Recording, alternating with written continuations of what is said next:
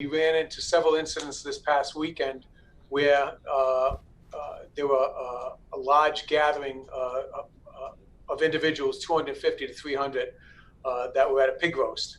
And those are the incidents that we really want to respond to.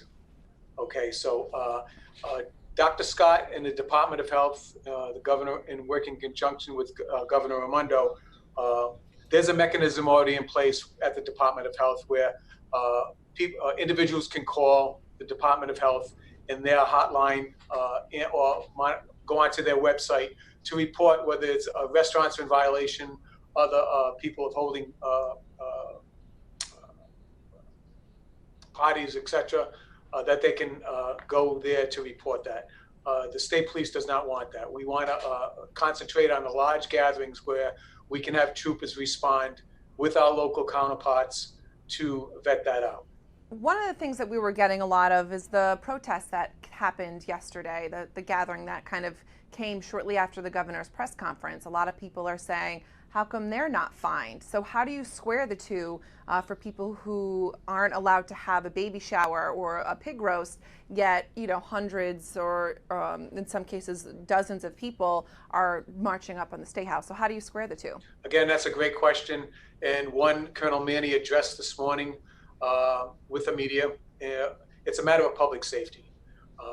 There's a First Amendment process that we have to abide by, obviously. The men and women of the Rhode Island State Police have been working in conjunction with our community activists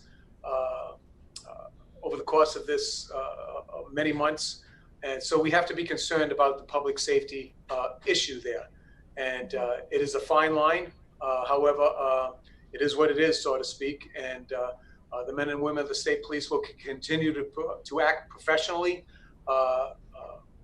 to comport themselves professionally, to represent the state the best way we can. So if it's a protest, they won't necessarily get fined because the First Amendment kind of plays into it? Is that sort of what your thinking is? Again, we encourage protests, etc. But again, it's a matter of public safety, okay? We go back to the protests that just occurred at the State House in the city of Providence over the last several months. Again, we want to de-escalate any situation. So we don't want troopers going out into the crowd.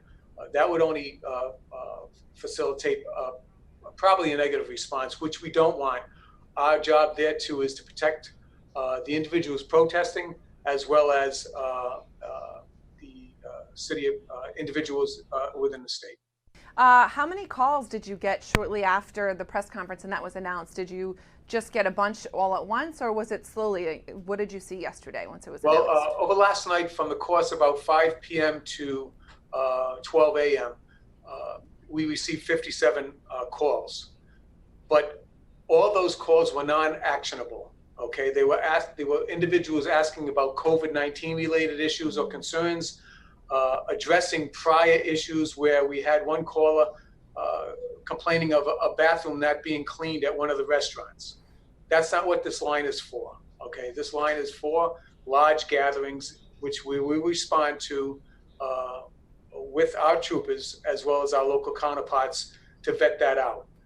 Again, I want to provide that phone number. It's 401-764-5554. It's 764-5554. And that line will be monitored from 12 in the afternoon to 12 a.m. at night. And then after that, the phone will be directed to the office trooper at headquarters. So just to reiterate again, if somebody calls